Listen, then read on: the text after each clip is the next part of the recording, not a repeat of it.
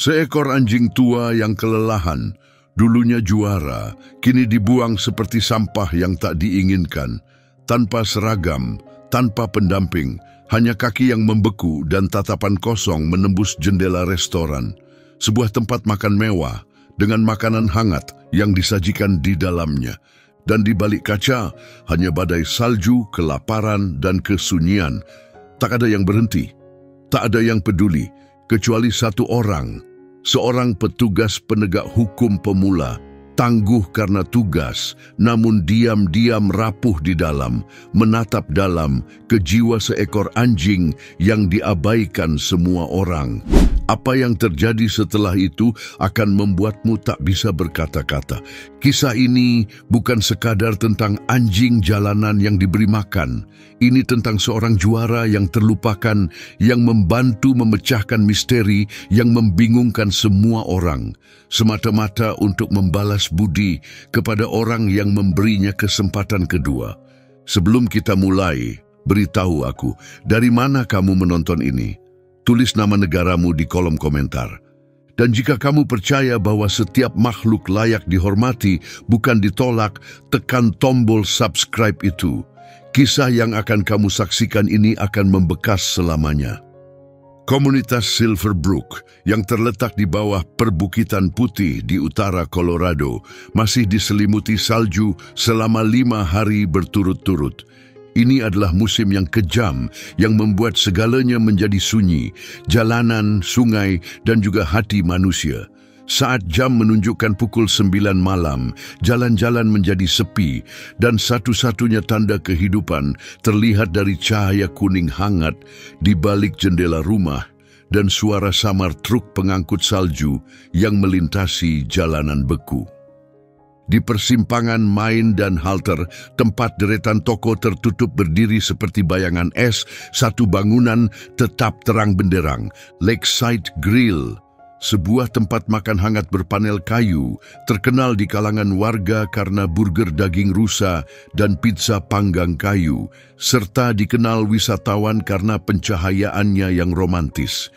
Malam itu, musik jazz lembut di dalamnya bercampur dengan suara tawa dan denting gelas minuman. Lewat jendela depannya yang besar, siapapun bisa melihat para pelayan berjalan anggun di antara meja, keluarga yang menikmati makanan hangat dan anggur yang disajikan dalam gelas elegan. Di luar, di trotoar yang licin, berdiri seekor Rex yang terlupakan.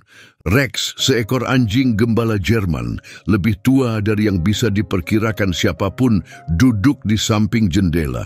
Bulu yang dulunya indah campuran coklat dan hitam, kini pudar tak beraturan, dipenuhi kotoran, jelaga, dan salju beku. Telinganya, satu di antaranya robek kecil, hanya sedikit tegak, terbebani oleh kelelahan dan dingin yang menusuk. Tubuhnya kurus, nyaris tinggal tulang di balik bulu tebal.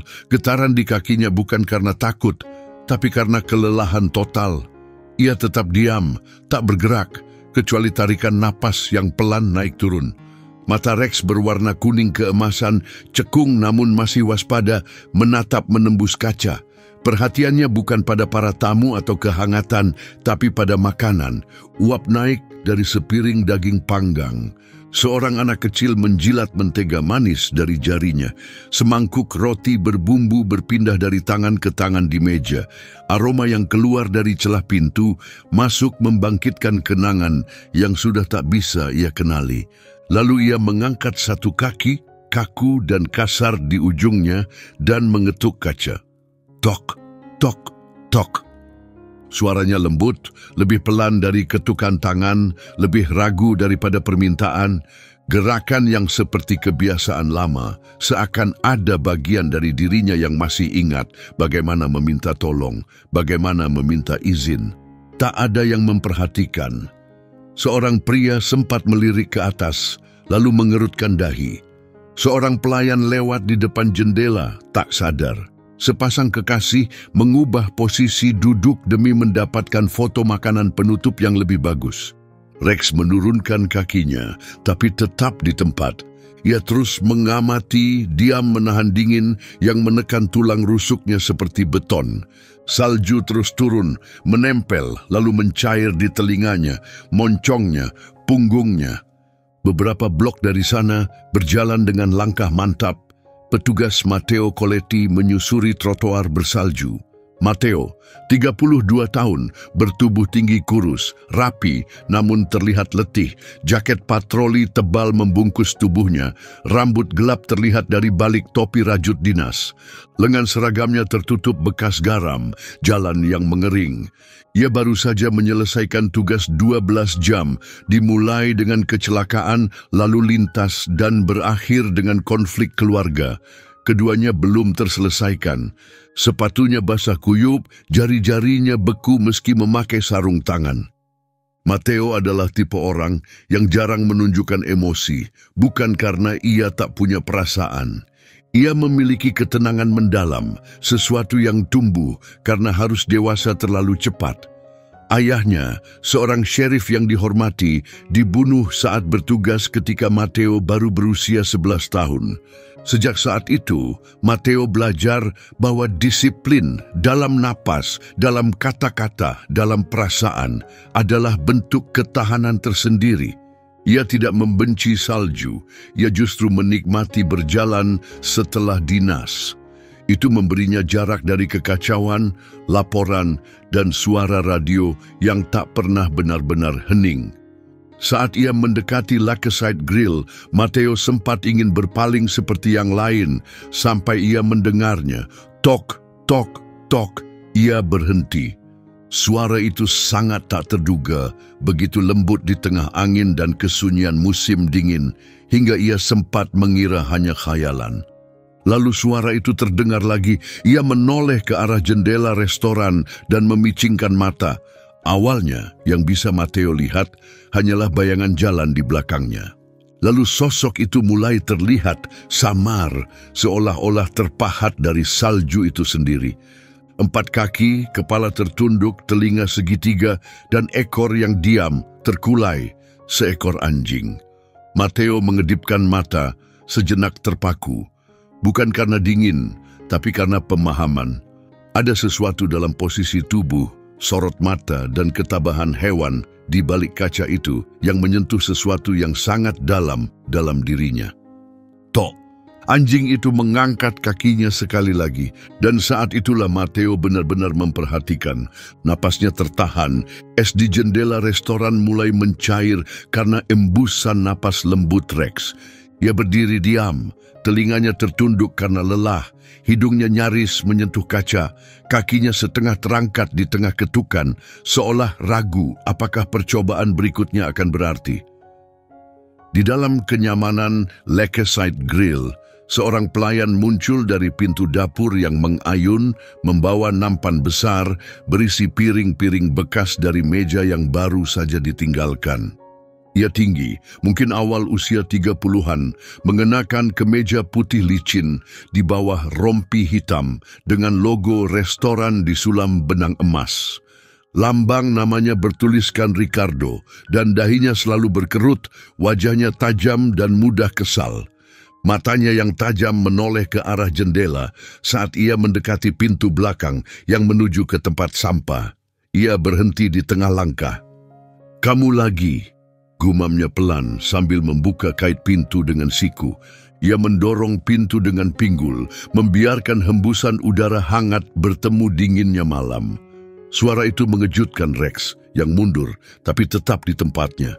Ricardo melangkah keluar dengan cepat, membiarkan pintu tertutup di belakangnya. "Anjing bodoh," katanya lebih keras sekarang, hanya beberapa langkah dari Rex. Ia memiringkan nampan dan dengan satu gerakan cepat mengosongkan isinya ke dalam tong logam. Dentuman piring dan sisa makanan terdengar keras di gang belakang. Tisu berminyak, potongan roti, tulang bersih, dan kentang panggang utuh jatuh ke atas tumpukan. Rex melonjak, bukan karena suara, tapi karena gerakan tangan Ricardo yang cepat dan merendahkan, seolah membuang sesuatu yang menjijikkan. Ricardo berbalik, melihat anjing itu masih menatapnya, lalu mendekat. "Pergi sana," bentaknya melangkah cepat ke arah Rex. Ia mengibaskan lap pembersih di udara seperti mengusir hewan liar. "Pergi, menghilang dari sini." Rex tidak menggonggong, ia tidak menggeram atau melolong. Ia hanya menurunkan telinganya, ekornya terlipat di bawah perut, dan mundur 2 langkah perlahan. Tubuhnya membungkuk dalam sikap tunduk alami, bukan ketakutan, seolah penolakan semacam ini sudah biasa, sudah ia perkirakan.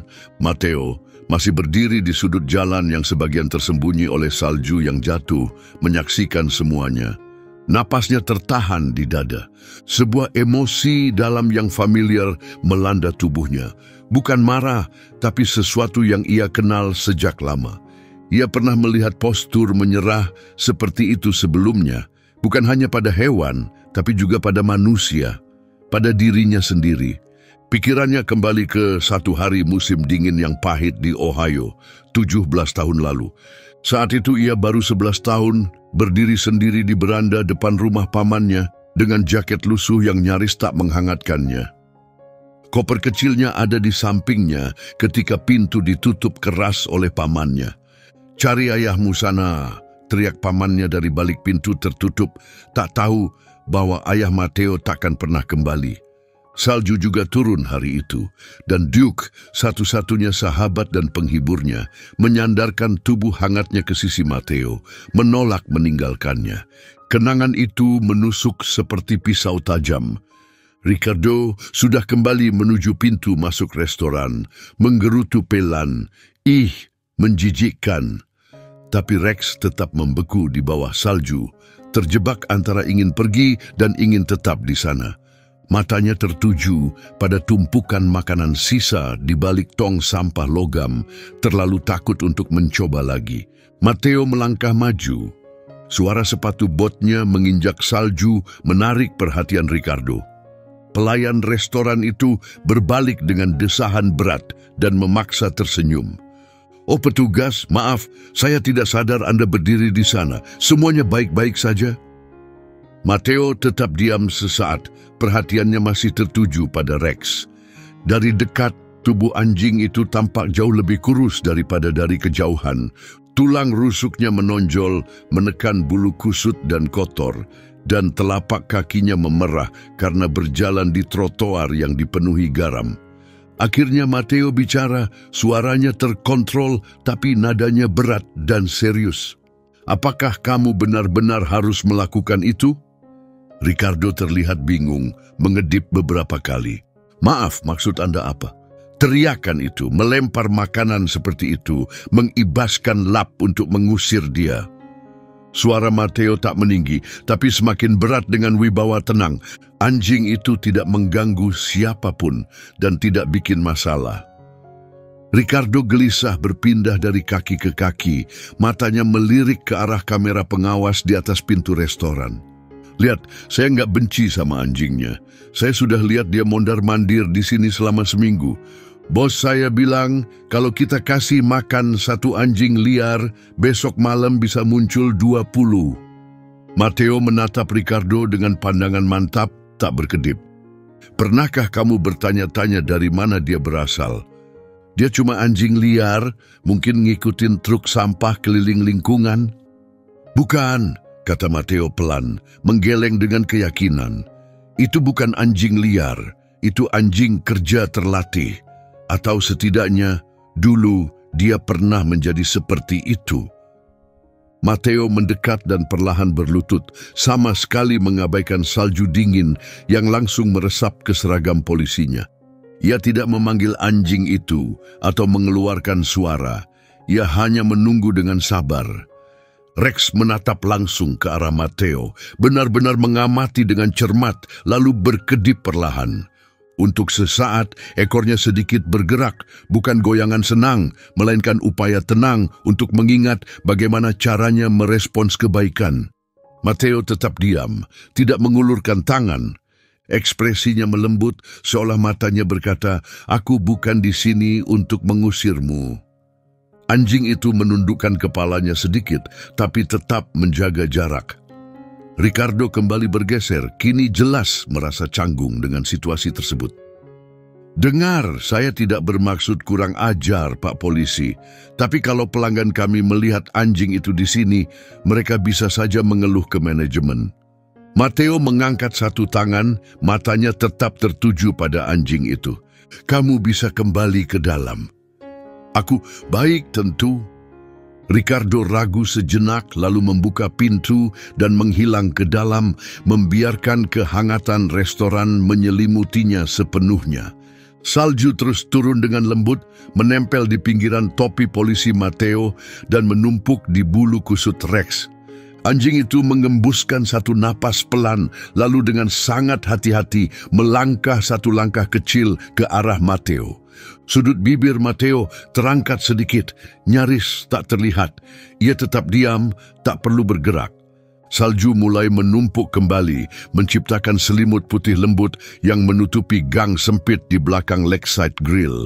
Ia terus turun perlahan dan sunyi, membungkus seluruh dunia dalam ketenangan beku. Rex berdiri di tepi tong sampah besar, matanya terpaku pada tumpukan makanan yang dibuang, kini setengah terkubur lapisan es tipis. Napasnya membentuk uap kecil dari lubang hidungnya. Setiap embusan menunjukkan kebutuhan yang sangat mendesak. Perut kosongnya berkontraksi menyakitkan di balik bulu kotor yang menggumpal. Lapar yang begitu kuat mencabik-cabik dirinya, naluriah dan tanpa ampun. Ia menjilat bibirnya yang kering. Lalu dengan hati-hati, seolah mendekati mimpi rapuh yang bisa lenyap. Jika ia bergerak terlalu cepat, ia melangkah satu kali menuju tempat sampah. Tumpukan makanan itu kini kurang dari 30 cm. Potongan roti basah, sisa daging, daun selada layu, dan serbet kusut dengan sisa mentega mencair.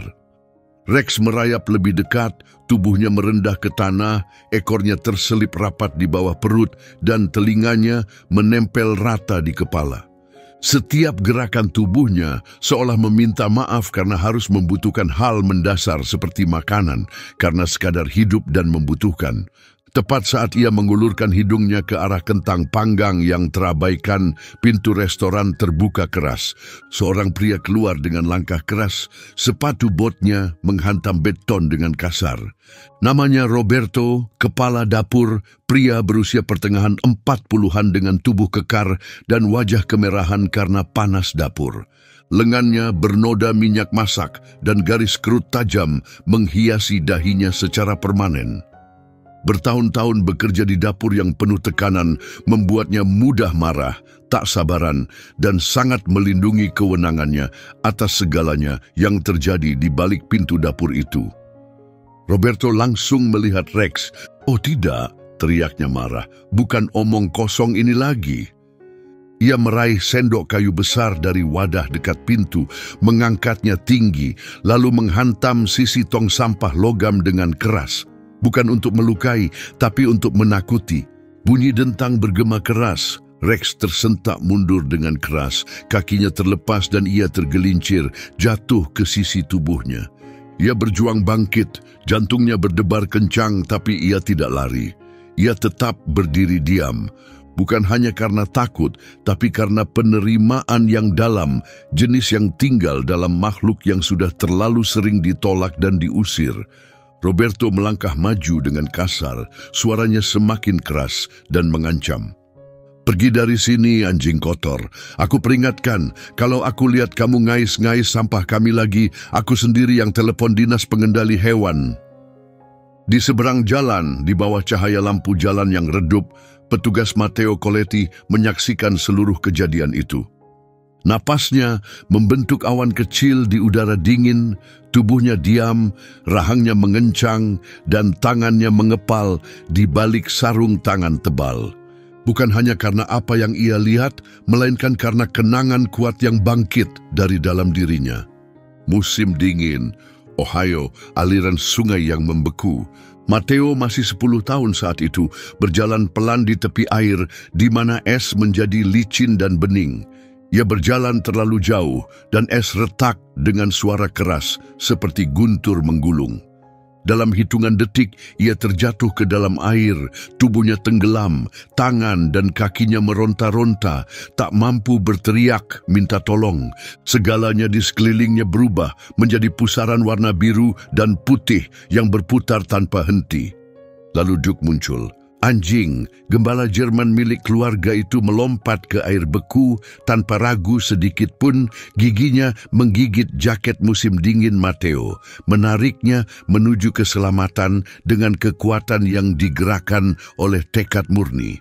Duke menolak melepaskan gigitannya, bahkan saat kakinya sendiri mulai melemah karena suhu dingin ekstrem. Matteo selamat dari kejadian itu. Duke meninggal 2 hari kemudian akibat komplikasi dari hipotermia parah. Saat-saat mengerikan itu, suara rintihan terakhir Duke yang menyayat, cara keluarga menguburnya di bawah pohon ek besar di halaman belakang, meninggalkan kekosongan dalam hati Matteo yang tak pernah benar-benar sembuh. Dan sekarang, saat ia menyaksikan seekor anjing tua yang lelah dan terluka menyusut di hadapan pria kasar, sesuatu dalam dirinya kembali retak. Ia melangkah masuk ke gang. Roberto yang masih berada dalam luapan amarahnya, tak menyadari kedatangan Matteo sampai sang petugas hanya berjarak beberapa langkah. "Tuan," panggil Matteo, suaranya tenang namun tegas. Roberto berbalik cepat masih menggenggam sendok kayu.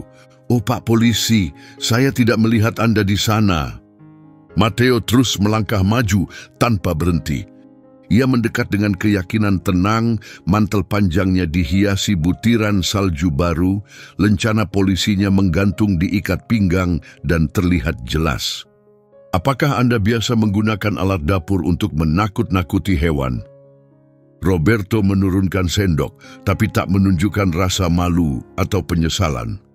"Saya nggak benar-benar mau memukulnya, cuman ingin menakut-nakuti. Ini sudah ketiga kalinya minggu ini dia mengobrak-abrik tempat sampah kami." "Dia tidak menyakiti siapapun," jawab Matteo sambil melirik ke arah Rex.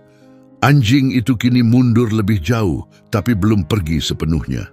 Matanya tetap tertuju pada Matteo, diam dan ragu-ragu, seolah mencoba memahami niatnya. Roberto mengangkat bahu dengan sikap acuh.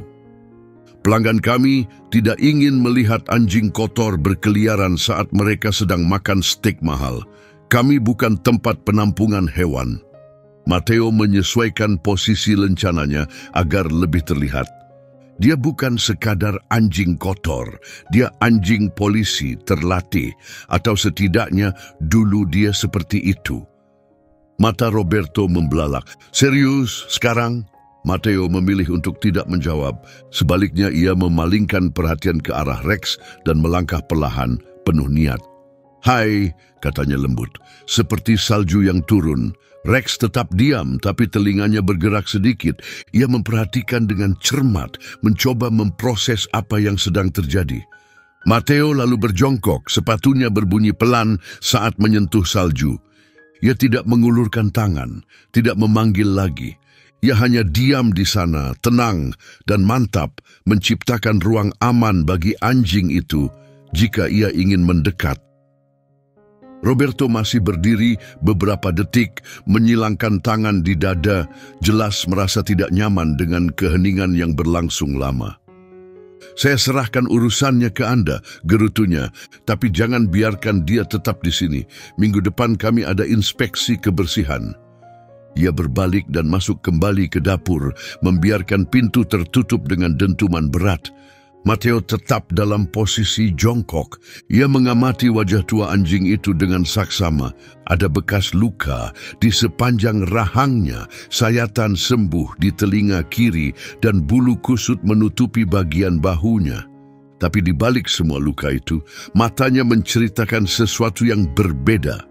Itu bukan mata hewan liar, bukan mata makhluk yang hancur. Itu adalah mata seseorang yang sedang menunggu sesuatu. Sang petugas mengembuskan napas perlahan. "Kamu sudah melalui banyak hal ya sobat tua." Rex tidak mendekat, tapi juga tidak mundur. Di antara mereka terbentang ikatan tak kasat mata, rapuh namun nyata. Jenis hubungan yang tidak membutuhkan kata-kata, hanya pengertian bersama. Salju terus berputar di sekeliling mereka, menciptakan tirai putih yang damai. Selama beberapa menit yang panjang, pria dan anjing itu berbagi keheningan yang sama. Angin telah berhenti dan salju kini turun lembut, mencair saat menyentuh cahaya hangat dari pintu depan Lakeside Grill. Matteo berdiri di luar pintu restoran sejenak dengan Rex berdiri di sampingnya. Napas anjing itu mulai teratur, meski kakinya masih sedikit gemetar menopang berat tubuhnya.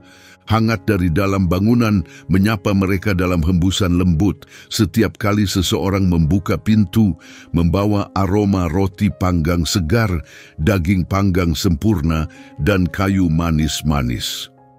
Matteo menatap ke bawah ke arah German Shepherd itu, tampak lelah, penuh bekas luka lama, namun masih berdiri dengan ketenangan yang menunjukkan sisa kebanggaan.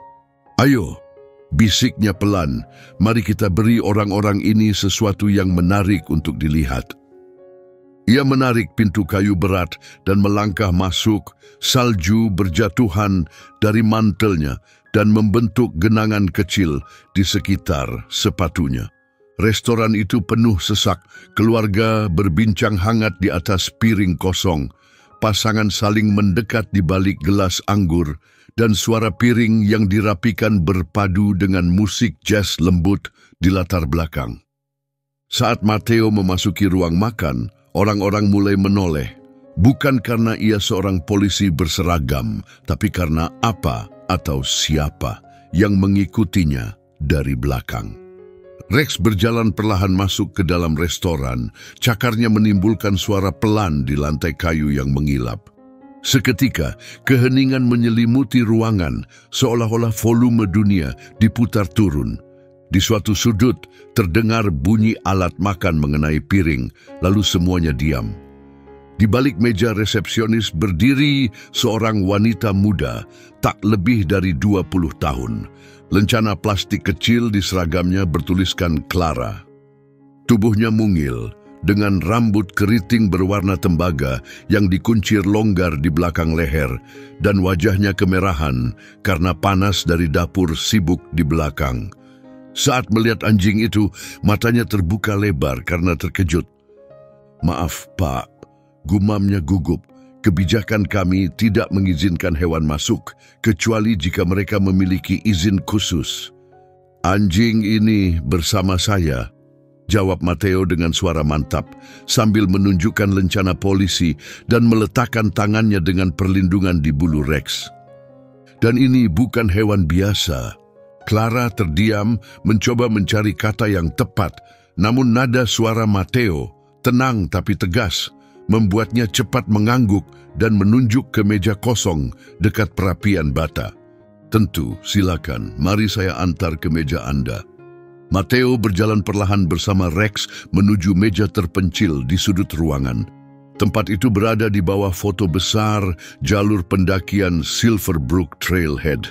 Sementara nyala api dari perapian memantulkan pola cahaya yang bergerak di dinding kayu. Ia menarik kursi yang menghadap keluar dan dengan lembut mengetuk lantai di sampingnya. "Istirahatlah di sini, kawan." Rex berdiri kaku sejenak, lalu dengan hati-hati membaringkan tubuhnya di lantai hangat dengan desahan dalam, membungkus ekornya di sekitar kakinya. Matanya tetap waspada menelusuri ruangan, tapi ia tak menunjukkan niat untuk kabur. Di sisi lain restoran, seorang pelayan yang tampak berusia 30-an mengamati semuanya dengan penuh perhatian.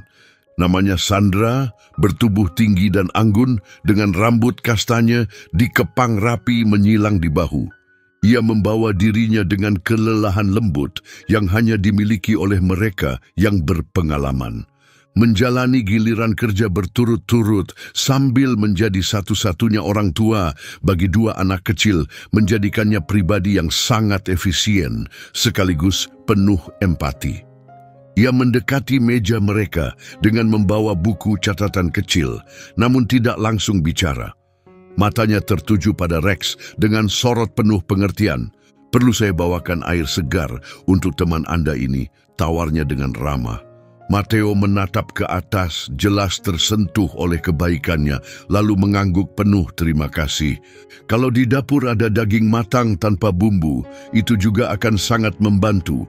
Dia sudah lama bertahan hidup dari sisa makanan. Wajah Sandra melembut dengan senyum hangat. Saya coba tanyakan ke dapur, ya. Beberapa menit kemudian, ia kembali membawa mangkuk logam bersih berisi air dingin dan piring kecil berisi potongan daging ayam panggang tanpa bumbu. Ia meletakkannya dengan hati-hati di dekat Rex yang memeriksa makanan itu dengan seksama, tapi menunjukkan pengendalian diri yang luar biasa.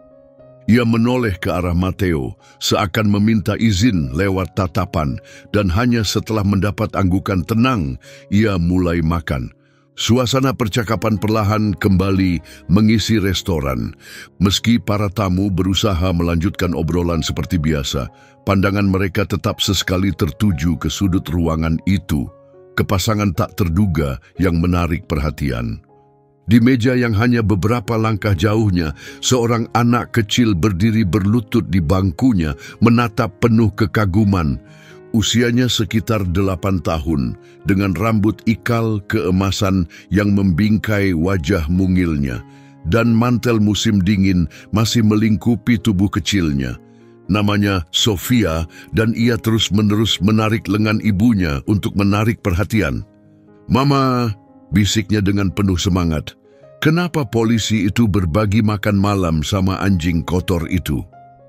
Ibunya, seorang wanita berpenampilan rapi berusia awal 40-an bernama Sarah, memiliki fitur wajah tajam dan sejak hidangan pembuka tiba, tak henti menatap layar ponsel. Untuk pertama kalinya malam itu, ia benar-benar mengangkat pandangannya. Ia mengikuti arah telunjuk putrinya, bertemu pandang sebentar dengan Mateo, lalu memperhatikan anjing tua itu dengan saksama. Sofia mendekat ke sisi ibunya. Kenapa dia begitu baik sama hewan yang kelihatannya sudah babak belur? Sarah membuka mulut, seolah hendak menjawab, tapi tak ada kata yang keluar. Ia benar-benar kehilangan kata-kata. Sofia turun dari kursinya dengan hati-hati dan berjalan pelan menuju area dekat perapian. Mateo menyadari kehadirannya, tapi tidak mengubah posisinya. Rex mengangkat kepala, waspada, namun tetap tenang. Gadis kecil itu berhenti tepat di samping meja mereka. Ia berjongkok perlahan, mengulurkan tangan mungilnya. "Boleh aku menyentuhnya?" tanyanya dengan sopan sempurna. Mateo menatap ke arah Rex yang tetap santai dan tidak menunjukkan tanda-tanda cemas. Ia mengangguk menyetujui kepada anak itu. Selama dia terlihat nyaman, Sofia membuka telapak tangannya, jari-jarinya terulur. Rex mengendus kulitnya dengan lembut, lalu perlahan menekan kepalanya ke dalam sentuhan itu. Matanya terpejam saat Sofia dengan hati-hati mengelus bagian di antara telinganya dengan jari-jari halusnya. Bulunya jauh lebih lembut dari kelihatannya, katanya penuh senang. Lalu ia menatap ke arah Mateo dengan rasa ingin tahu. "Kenapa Bapak membawa dia masuk ke restoran?" Mateo bersandar nyaman di kursinya. "Karena setiap makhluk hidup pantas merasa aman dan punya cukup makanan. Menurutmu begitu juga, kan?" Sofia memiringkan kepalanya, memikirkan kata-kata itu. Bahkan kalau mereka sudah tua banget, ekspresi Mateo melunak. Justru saat itulah mereka paling layak mendapatkannya. Sofia melonjak berdiri dan berlari kecil kembali ke meja keluarganya, sementara ibunya tetap menatap ke arah mereka.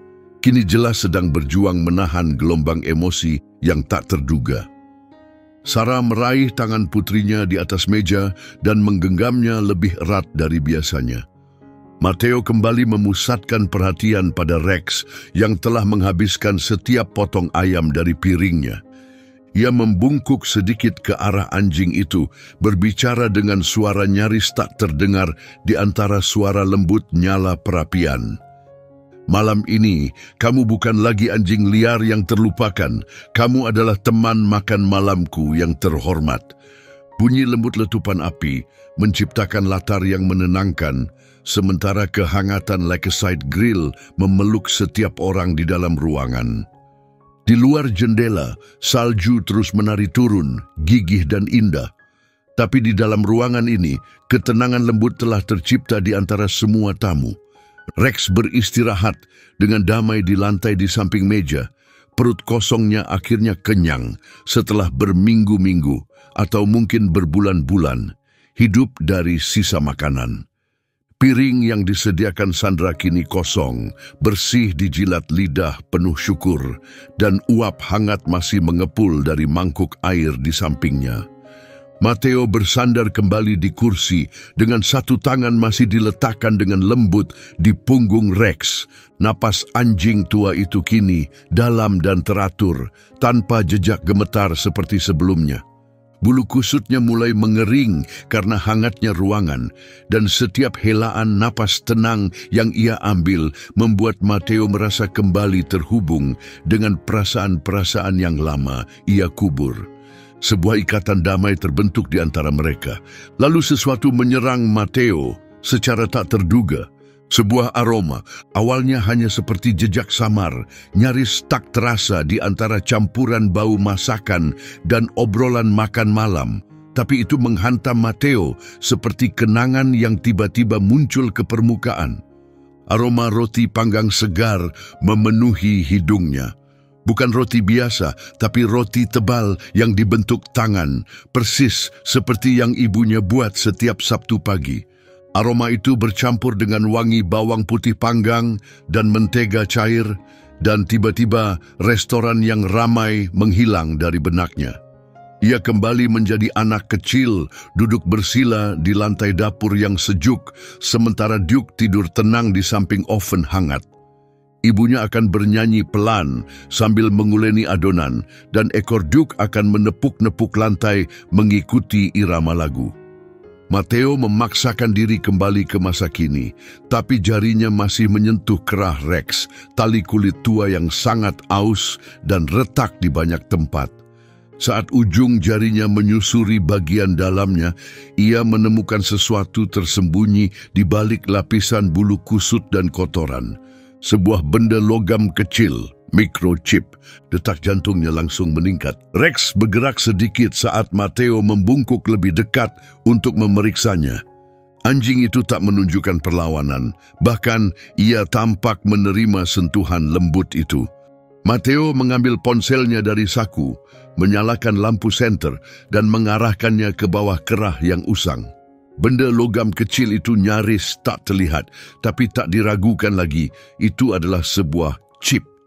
Dengan perlahan ia merogoh jaket dinas dan mengeluarkan pemindai RFID kecil, alat standar yang biasa dibawa petugas patroli di Silverbrook untuk mengidentifikasi hewan peliharaan hilang atau anjing penyelamat.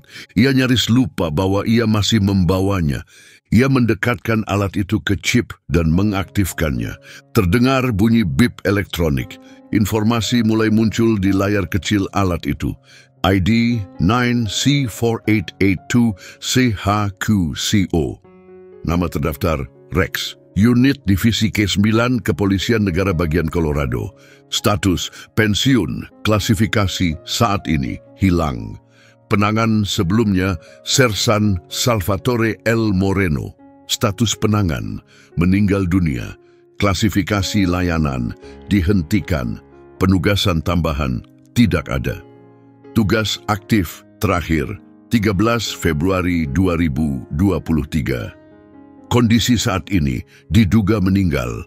Matteo menatap layar selama beberapa detik yang terasa seperti selamanya. Informasi itu muncul perlahan, sepotong demi sepotong. Setiap rincian menghantamnya seperti deretan domino yang jatuh dalam gerakan lambat.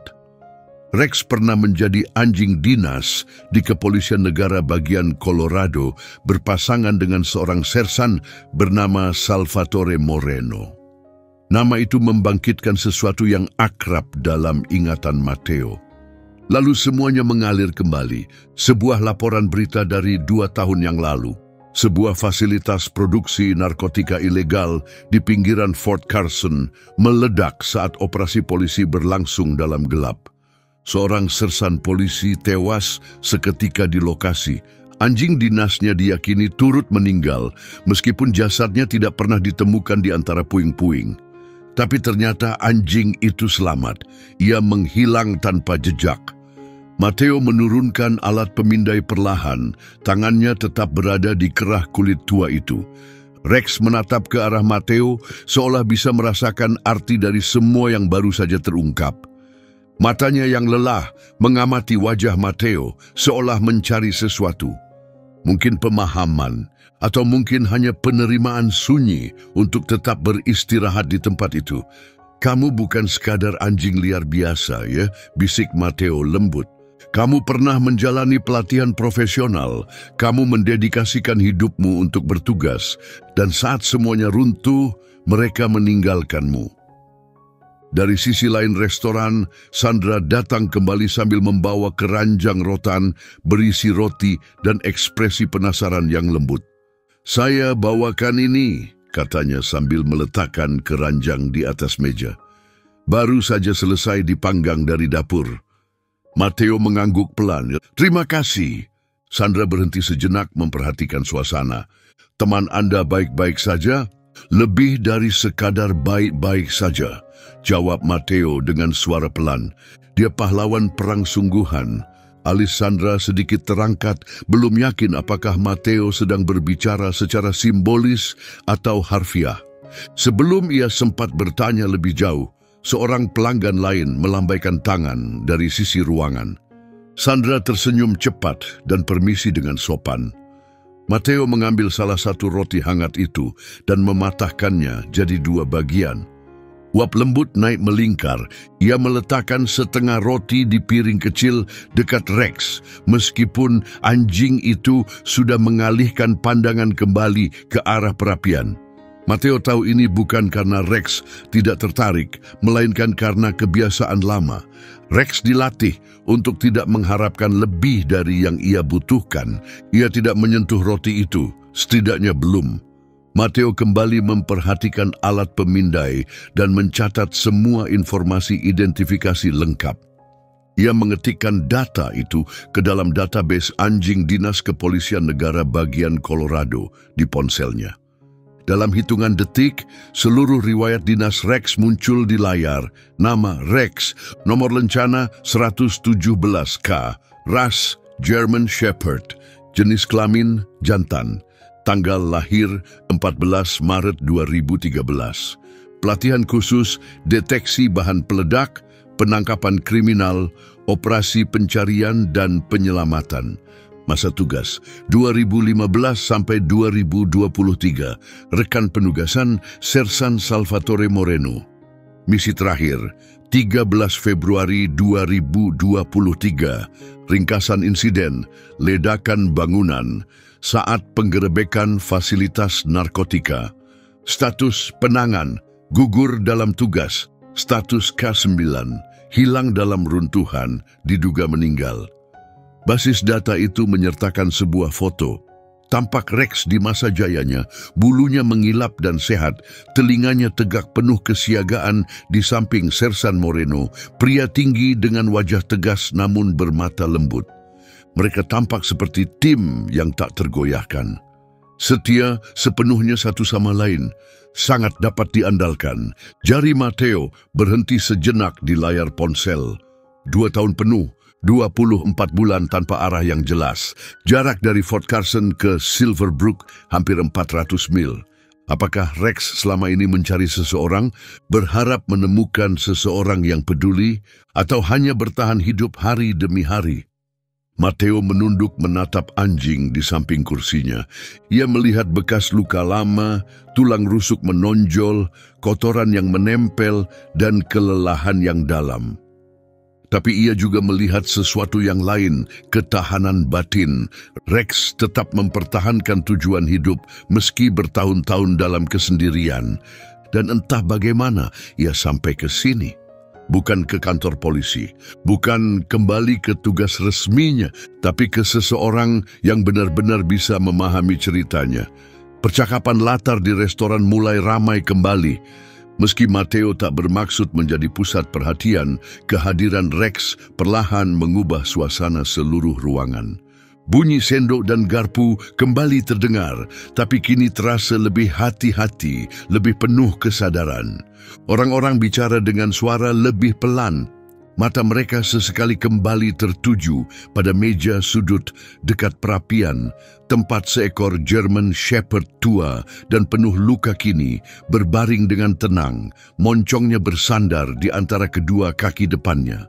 Aroma ayam panggang masih menggantung di udara. Di sampingnya, sepotong roti yang ditawarkan Matteo sejak tadi kini sudah dingin. Rex tampak tak peduli dengan tatapan sesekali dari pengunjung lain. Ia sudah lama belajar untuk tidak berharap diterima di tempat seperti ini. Rex tetap tak bergerak, napasnya teratur dan ritmis. Dada kurusnya naik turun di balik bulu kusut seperti gelombang tenang di laut yang damai. Bagi pengamat biasa, ia mungkin terlihat sedang tidur nyenyak. Tapi Matteo mulai menyadari bahwa keheningan itu bukan tidur, melainkan bentuk kesiagaan terus-menerus yang sudah didorong hingga batasnya. Matteo duduk diam, telapak tangannya bertumpu ringan di punggung anjing itu. Ponselnya masih terbuka di samping piring makan, menampilkan data dari catatan resmi Unit K9 Kepolisian Negara bagian Colorado. Ia telah mempelajari dokumen layanan Rex berkali-kali. Faktanya tetap sama.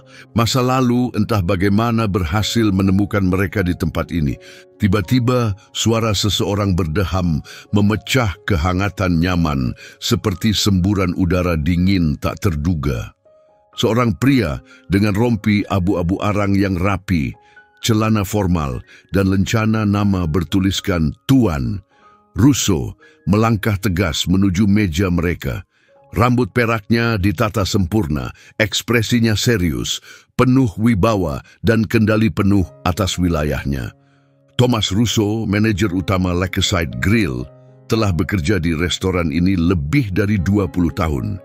Ia dikenal dengan gaya kepemimpinan langsung, disegani oleh staf dapur dan dihormati para pelayan, meski dengan sedikit rasa takut. Russo sangat percaya pada standar, reputasi, dan yang terpenting, penampilan yang tepat setiap saat. Ia berhenti hanya beberapa langkah dari meja Matteo. "Pak Polisi," ucap Russo dengan sopan dan formal, "saya tahu situasi ini agak tak biasa, namun kami punya aturan yang harus diikuti. Hewan, terlepas dari latar belakang atau pelatihannya, tidak boleh berada di ruang makan. Itu ketentuan dari Dinas Kesehatan." Matteo menatap langsung ke arah Russo. "Anjing ini bukan sekadar hewan liar yang berkeliaran. Saya bisa melihatnya," jawab Russo tanpa ragu. "Namun beberapa tamu kami menyampaikan ketidaknyamanan dengan situasi ini."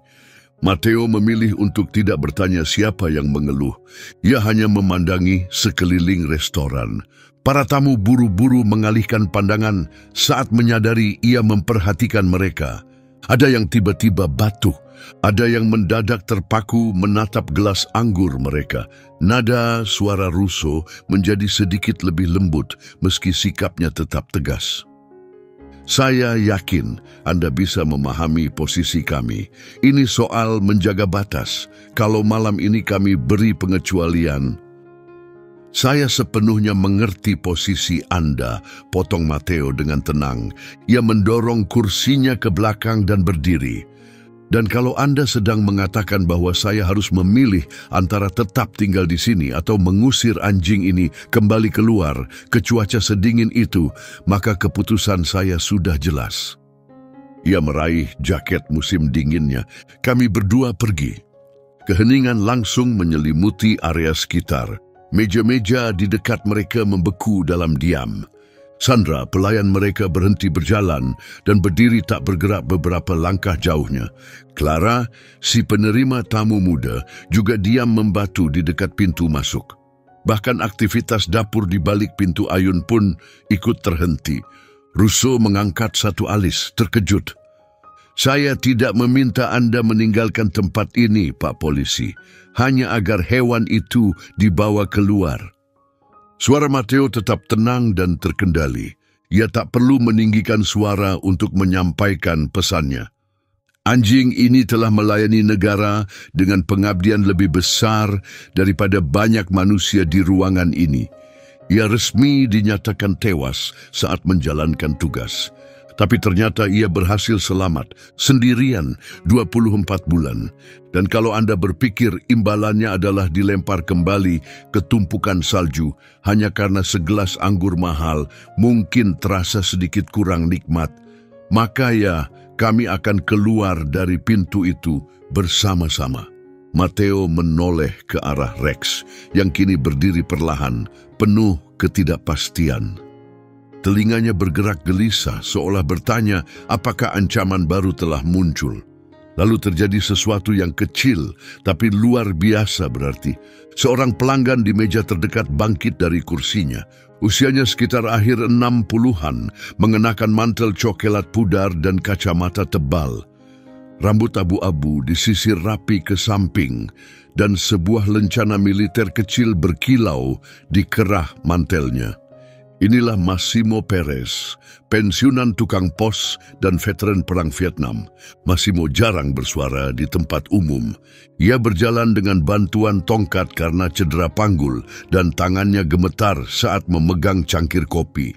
Tapi malam itu, ia melangkah pelan dan pasti, meletakkan selembar uang terlipat di meja Mateo. "Makan malam ini, saya yang traktir," katanya pelan, suaranya kasar oleh waktu. "Untuk kalian berdua." Ia menepuk lembut bahu Rex sebelum kembali ke mejanya. Mateo menatapnya, terkejut. "Terima kasih banyak." Massimo mengangguk satu kali, lalu kembali duduk tanpa menunggu pujian apapun. Sebuah keheningan menyelimuti ruangan. Lalu seorang wanita dengan sweater turtleneck hijau zamrud berdiri. Namanya Beatrice, berusia sekitar 55 tahun, kepala sekolah yang dikenal hangat namun tegas, dengan rambut perak pendek dan kepribadian yang memadukan kelembutan dan ketegasan batin. "Saya tambahkan 2 porsi dari saya," ucap Beatrice lantang, meletakkan selembar uang $20 di samping 50 milik Massimo. "Dan mungkin kita bisa mencarikan selimut hangat juga." Tangan lain terulur dari seberang lorong, lalu satu lagi. Seorang pria muda berbaju jaket kulit, seorang sopir truk bernama Diego, menambahkan selembar uang $10. "Untuk anjing yang berhasil selamat dari ledakan gedung." Bahkan Sandra, pelayan mereka, menarik selembar uang $5 dari saku apronnya dan menambahkannya ke tumpukan yang terus bertambah. "Dia pernah menyelamatkan hidup seseorang," katanya dengan keyakinan. "Mungkin sekarang giliran kita menyelamatkan hidupnya." Russo menyaksikan pemandangan spontan ini dengan ekspresi yang sulit ditebak. Mulutnya mengencang, posturnya menjadi semakin kaku. Beberapa detik berlalu dalam keheningan, lalu ia mengangguk perlahan, penuh pertimbangan. "Anjing itu boleh tetap di sini," ucapnya singkat, lalu berbalik dan berjalan pergi. Mateo menghela napas yang ia bahkan tak sadar telah ia tahan begitu lama. Ia kembali duduk, Rex pun menurunkan tubuhnya kembali ke lantai di samping kaki Mateo, meletakkan kepalanya di atas kedua kaki depannya. Tumpukan uang di meja tetap di tempat para pelanggan meletakkannya. Bukan sebagai pembayaran jasa dan bukan pula karena rasa kasihan, melainkan sebagai simbol sesuatu yang jauh lebih berarti, penghormatan, pengakuan, dan dukungan. Untuk seekor anjing yang telah bertahan dari segalanya, kecuali dilupakan. Sampai malam ini, di luar jendela Lakeside Grill, salju turun semakin lebat, menyelimuti jalanan dengan selimut putih bercahaya nan damai. Di dalam, kehangatan yang nyaman menyelimuti Mateo seperti kenangan lama yang hangat. Di kakinya, Rex beristirahat tenang, perutnya kenyang untuk pertama kalinya setelah waktu yang terasa seperti selamanya. Tulang rusuk yang dulu mencuat di balik bulu kusut kini bergerak naik turun dalam irama tenang dan stabil. Namun, yang paling menyentuh bagi Mateo bukanlah ketenangan itu sendiri, melainkan posisi tubuh Rex yang bersandar lembut ke sepatu bot Mateo, seolah ia akhirnya percaya bahwa dirinya pantas memiliki tempat untuk kembali. Mateo menatap ke bawah ke arah German Shepherd tua itu. "Kamu bukan hanya lapar akan makanan," bisiknya pelan. "Kamu lapar akan hubungan dengan manusia." Saat itu juga, pintu masuk restoran terbuka lebar dan angin dingin menerobos masuk. Seorang pria memasuki ruangan, tinggi, bertubuh ramping, berjanggut garam dan merica, dan bermata coklat hazel tajam. Ia mengenakan jaket musim dingin hijau hutan dengan patch bordir bertuliskan Dr. Salvatore Romero, DVM. Salvatore adalah sahabat Mateo sejak masa pelatihan akademi, saat Mateo masih rekrutan muda yang terlalu bersemangat dan Salvatore sudah mantap memilih jalur damai sebagai dokter hewan. Di seluruh kota, Salvatore dikenal karena kepribadiannya yang tenang dan selera humornya yang lembut. Seringkali menyembunyikan kedalaman kasih sayangnya terhadap hewan dan para pemiliknya.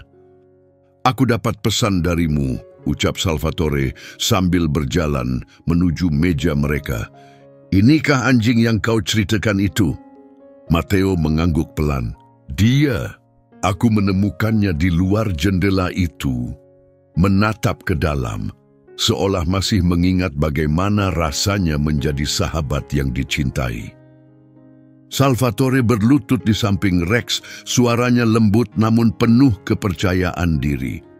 "Halo prajurit pemberani," sapanya sambil memeriksa wajah anjing itu lalu meraba tulang punggungnya dengan tangan ahli. "Boleh aku periksa sebentar ya?" Rex mengangkat kepala sejenak menatap mata sang dokter lalu kembali menunduk tanda persetujuan dan kepercayaan. Suasana restoran menjadi jauh lebih hening. Para tamu menyaksikan pemeriksaan itu dengan penuh perhatian. Salvatore memeriksa telapak kaki Rex, mengecek bagian dalam telinga, dan menggunakan pemindai portabel kecil untuk memverifikasi lokasi chip di lehernya. "Tidak ada tanda demam," lapor Salvatore pelan. "Ada bekas luka lama di sekitar leher, tapi sudah sembuh sepenuhnya. Telapak kakinya menebal, giginya aus karena usia, dan dia memang sudah tua. Tapi tak ada masalah medis serius. Paru-parunya terdengar bersih, matanya masih cerah dan waspada. Menurutku yang ia butuhkan sekarang hanya satu, rumah yang nyaman dan sesuatu yang membuat hidupnya kembali berarti." Wajah Mateo menegang dengan tekad. "Aku bisa berikan keduanya." Beberapa meja dari sana, seorang wanita, awal 30-an sedang makan malam bersama putranya yang masih kecil, Marco, sekitar 9 tahun. Rambutnya coklat muda, acak-acakan, dan jari-jarinya terus-menerus memelintir ujung sweatshirt. Ibunya, Monica, bertubuh mungil dengan sorot mata lelah yang menyimpan bulan-bulan penuh kecemasan dan ketegangan. Marco telah didiagnosis dengan mutisme selektif dan spektrum autisme 12 bulan sebelumnya. Sejak saat itu, dunianya menjadi semakin sunyi dan terisolasi. Ia tidak pernah berbicara di luar rumah dan jarang menatap mata orang asing. Tapi malam ini, sesuatu yang luar biasa mulai terjadi. Saat Salvatore berdiri dan memberi Mateo anggukan penuh dukungan, Marco perlahan turun dari kursinya. Mata Monica membelalak karena terkejut, tapi ia memilih untuk tidak mengganggu apapun yang sedang terjadi. Anak laki-laki itu berjalan perlahan, penuh kehati-hatian, menuju Rex yang kini duduk tegak di samping kursi Mateo. Rex tetap diam sepenuhnya. Ia hanya mengamati anak itu mendekat, ekornya menepuk lantai kayu satu kali dengan lembut. Marco mengulurkan tangan ke arah anjing itu, berhenti sejenak dalam keraguan, lalu meletakkan jari-jarinya yang gemetar di atas bulu tebal Rex. Suara kekaguman terdengar dari meja-meja sekeliling, bukan karena takut atau khawatir, melainkan karena rasa takjub dan kagum.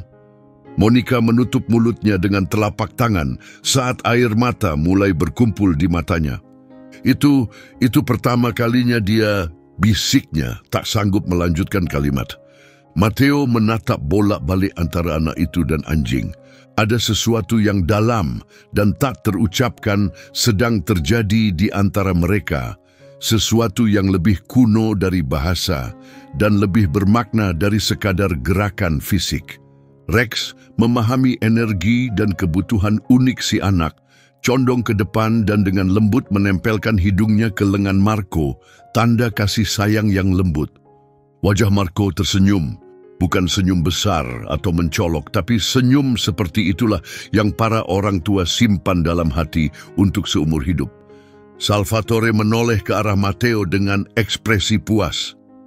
Sepertinya dia sudah mulai membuktikan dirinya, ucapnya, dan mulai menemukan tujuan barunya.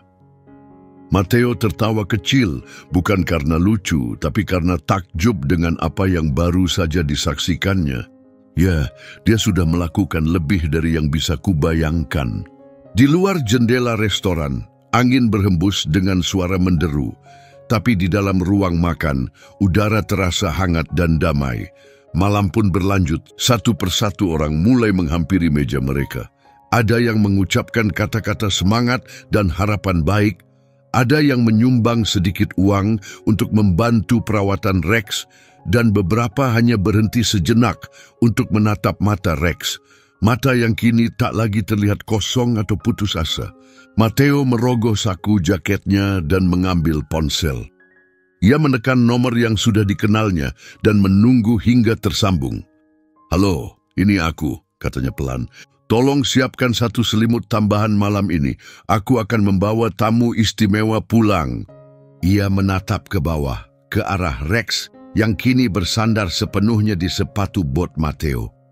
Napas anjing itu tenang dan puas. "Kamu tak lagi sendirian di jalanan," bisik Matteo. "Kamu sekarang bagian dari keluargaku."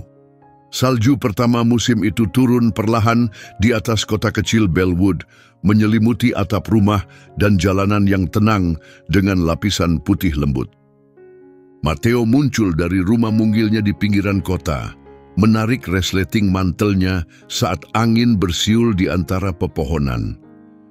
Berjalan di sampingnya adalah Rex, tak lagi makhluk kurus yang gemetar dari malam bersalju beberapa minggu lalu, tapi kini seekor German Shepherd yang anggun, melangkah pelan namun mantap, dengan sorot mata penuh tujuan baru. Bulu Rex kini tumbuh tebal dan sehat berkat perawatan dan gizi yang cukup, dan tulang rusuknya tak lagi terlihat menonjol. Meski gerakannya masih sedikit kaku karena usia dan luka lama, ekspresinya telah berubah, penuh cahaya dan ketenangan. Setiap pagi, ia menyambut Matteo dengan dengungan lembut dan dorongan hidung hangat. Setiap malam, ia berbaring di samping ranjang, tak lagi meringkuk dalam ketakutan, melainkan tidur dalam damai dan kepuasan. Matteo telah menyelesaikan dokumen adopsi resmi keesokan paginya setelah kejadian tak terlupakan di Lakeside Grill. Secara hukum, Rex kini menjadi miliknya. Namun secara emosional, ikatan mereka telah terbentuk jauh sebelumnya dalam tatapan di balik kaca restoran dan dalam keputusan sunyi di bawah cahaya lampu jalan. Rutinitas mereka pun menemukan ritmenya sendiri. Matteo kembali bertugas patroli seperti biasa. Rex duduk nyaman di kursi belakang mobil patroli, sesekali menyelipkan kepalanya di antara kursi depan dengan lidah terjulur puas. Sebagian besar panggilan yang mereka tangani bersifat rutin. Keluhan suara bising, pelanggaran lalu lintas, atau pertengkaran kecil di luar bar lokal. Namun suatu pagi terjadi sesuatu yang berbeda dari biasanya. Mereka baru saja menyelesaikan patroli lingkungan ketika Rex tiba-tiba menjadi gelisah dan waspada. Telinganya tegak, penuh perhatian. Ia mulai mengendus udara sekitar dengan intens, lalu menggonggong satu kali, dalam dan penuh maksud. Suaranya dalam dan terarah. Matteo melirik ke kaca spion untuk memperhatikan tingkah anjing itu. "Kamu menangkap sesuatu?" Tanyanya penasaran. Rex berdiri di kursi belakang bergerak gelisah. Ia menekan satu kakinya ke jendela dan menggonggong lagi. Kali ini lebih tajam, lebih mendesak. Matteo memutuskan untuk menepikan kendaraannya dan menyelidiki. Kebetulan mereka sedang melewati area konstruksi terbengkalai yang sudah dibiarkan begitu saja selama lebih dari 2 tahun setelah perusahaan pengembangnya dinyatakan bangkrut. Beberapa rangka rumah yang belum selesai berdiri seperti kerangka, setengah dibangun dan sudah mulai membusuk. Sebagian besar area telah dipagari, tetapi remaja sering menemukan cara untuk menyelinap masuk. Matteo pernah 2 kali mengunjungi lokasi ini tahun lalu, mengusir penyusup dan pelaku vandalisme. "Baiklah, ayo kita lihat apa yang menarik perhatianmu," kata Matteo sambil memasang tali kekang di kerah Rex. Namun anjing itu nyaris tak menunggu perintah. Ia langsung menarik ke depan, hidungnya dekat ke tanah, ekornya rendah, dan seluruh tubuhnya menunjukkan konsentrasi penuh. Gerakannya sistematis dan terukur, bukan panik atau kacau. Setiap langkah mengandung tujuan. Rex menuntun Matteo melewati pagar rusak, melalui rerumputan liar dan semak tinggi, menuju salah satu bangunan yang belum selesai. Jejak aroma itu membawa mereka ke area yang kelak akan menjadi ruang keluarga utama. Di titik ini, Rex berhenti total dan menggeram pelan. Matteo menyalakan senter dan menyapu cahaya ke seluruh ruangan. Cahayanya mengungkapkan benda logam yang sebagian tersembunyi di balik potongan kayu jatuh. Ia berlutut, perlahan memindahkan puing dan menemukan tas kanvas yang setengah terkubur. Saat Matteo membuka tas itu, ia menemukan sarung tangan kerja, pemotong kawat berat, alat congkel logam, dan dompet kulit khas dengan lambang resmi kepolisian. Identitas di dalamnya milik petugas Greg Hansen yang telah dilaporkan hilang selama 6 minggu. Napas Matteo tercekat. Ia segera menghubungi markas untuk melaporkan penemuan itu.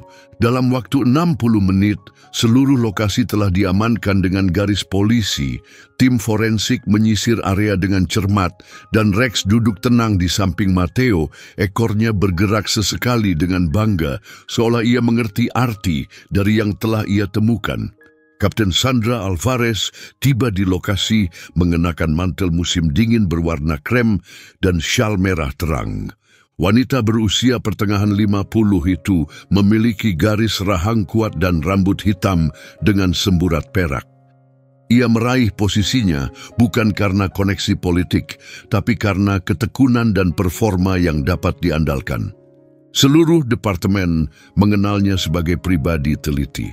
Dan, meski jarang ditunjukkan saat bertugas, ia memiliki kelembutan khusus terhadap hewan. Ia mendekati Rex dengan hati-hati, mengulurkan tangan agar ia bisa mengenali aromanya, lalu menggaruk lembut di belakang telinga.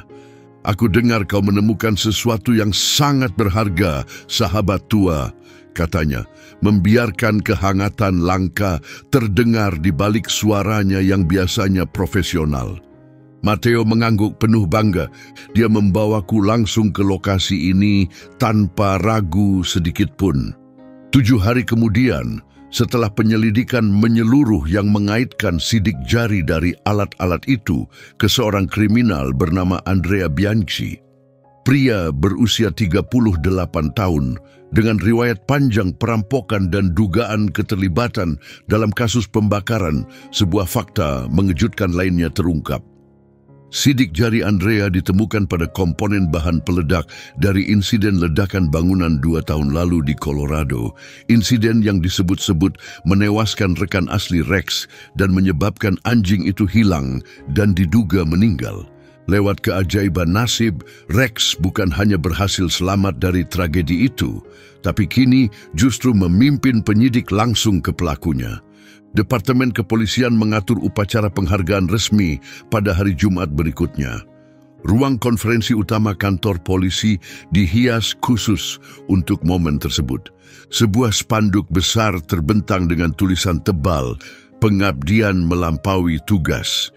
Petugas dan warga sipil memenuhi setiap kursi yang tersedia. Wartawan dari surat kabar lokal duduk di barisan belakang. Di depan ruangan berdiri Kapten Alvarez, lencananya memantulkan cahaya dari atas kepala. Rex berdiri gagah di samping Mateo, mengenakan rompi dinas anjing yang baru dicuci dan dipoles. Bukan lagi sebagai simbol masa lalunya, tetapi sebagai lambang transformasi dan kebangkitan luar biasa. Suara Kapten Alvarez terdengar jelas ke seluruh ruangan. Beberapa petugas melayani masyarakat lewat kata-kata, sebagian lewat tindakan, dan beberapa lainnya, meski tak bisa bicara, melayani lewat hati mereka, naluri mereka, dan keberanian mereka yang luar biasa. Hari ini kita berkumpul untuk menghormati pahlawan sejati yang muncul dari kegelapan untuk menerangi jalan menuju keadilan. Ia berlutut dan menggantungkan pelat logam perak mengilap di kerah Rex. Rex, deputi anjing kehormatan, Kepolisian Bellwood. Seluruh ruangan meledak dalam tepuk tangan meriah. Rex menoleh, tampak bingung sejenak, lalu perlahan, untuk pertama kalinya di hadapan publik, ekornya mulai bergoyang dengan riang. Bukan gerakan ragu dari hewan yang takut, melainkan gerakan penuh percaya diri dan bangga. Dari seekor anjing yang tahu bahwa ia berada tepat di tempat yang seharusnya. Setelah upacara berakhir, Mateo berjalan bersama Rex keluar di bawah bintang-bintang musim dingin yang cemerlang. Salju mulai turun lagi, melayang pelan, seperti saat malam pertama yang tak terlupakan ketika mereka bertemu. Tapi kali ini, dingin tak lagi terasa keras atau mengusir. Sebaliknya ia terasa seperti kenangan berharga yang berubah menjadi harapan baru untuk masa depan.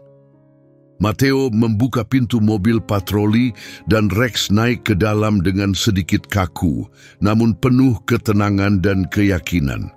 Mateo memutar kunci kontak dan lampu darurat merah biru menyala, memantul di jalan bersalju di depan mereka. "Siap kembali bertugas, partner?" tanya Mateo penuh kasih. Rex menjawab dengan satu gonggongan jelas dan penuh persetujuan.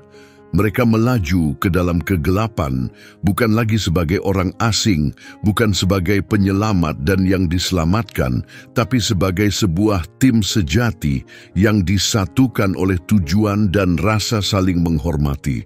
Anjing tua itu telah melakukan jauh lebih banyak dari sekadar menemukan rumah. Ia membangkitkan kenangan lama dalam hati banyak orang, membantu menyambungkan kembali jiwa-jiwa kesepian dan mengingatkan seluruh komunitas bahwa beberapa jiwa tak pernah benar-benar hilang atau tak layak diselamatkan. Rex yang dulunya dibuang dan dibiarkan menderita dalam salju, kini telah berubah menjadi penjaga sunyi.